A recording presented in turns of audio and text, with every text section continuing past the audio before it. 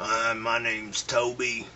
Please stay here and listen to what this nice man has to say. He's gonna tell y'all something. Thank you. Thank you for that warm introduction, Toby. I appreciate you. As Toby mentioned, I have a very important message I wanted to share with you all. Reports have come out about problems at VA facilities. It's not just the VA, although in a previous video I shared just some of my experiences with the VA, and I don't want to do that again on this one. What I want to do on this one is relate a story about the Armed Forces Retirement Home in Washington, D.C. And the Associated Press got a hold of an investigation that was prompted by a congressional inquiry. Part of the report indicated that there was a veteran at the Armed Forces Retirement Home in Washington, D.C. who had a bed sore that was infested with maggots. And I apologize for kind of dropping that on you, but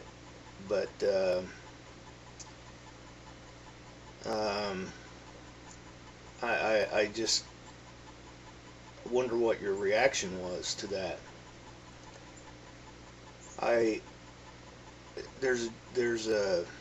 The chief operating officer at the Armed Forces Retirement Home in Washington, D.C. His name is Tim Cox. And I called because I wanted to ask him.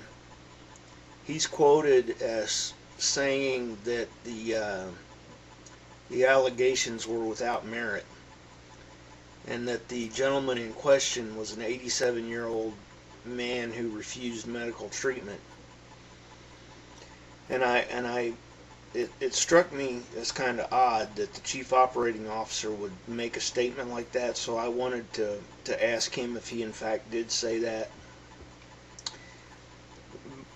Understand with the knowledge going into it, that if he told me that he did say that, I was going to give him the what for, and let him know that I didn't think it was appropriate for him to be making excuses about basically blaming the veteran. That's what the popular thing to do is, whenever there's a problem, blame the veteran.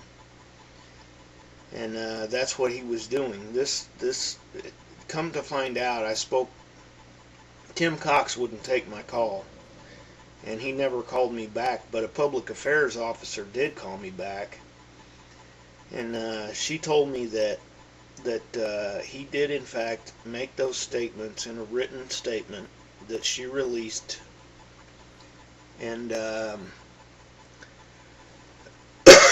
said that 8 employees had been fired and 3 quit before they could be fired. And I asked her what the highest ranking person was, and she wouldn't answer my question. But I suspect that all 11 of those employees were, CNAs who were at the absolute lowest level on the totem pole. Or LPNs maybe, but it was probably CNAs, the lowest level on the totem pole.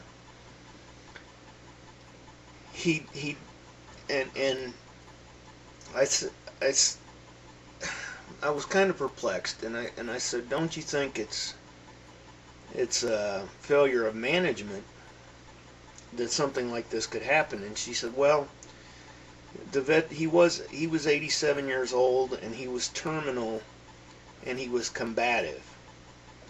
And that was the reason that a bed sore was infested with maggots. That he was 87 years old, he was terminal, and he was combative. So as if that justifies someone, anyone, having, and anybody who knows anything about nursing homes knows that bed sores are a huge issue, and that you take very proactive steps to prevent bed sores from happening.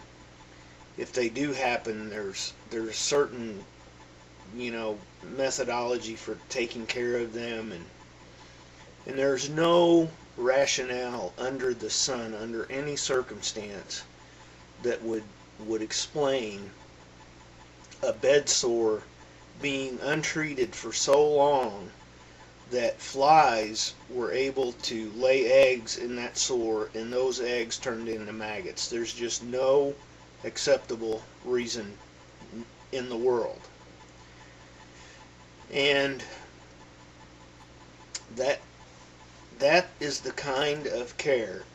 I realize that that's one incident, and I'm only relating to you that one incident, but that same thing is going on all over this country.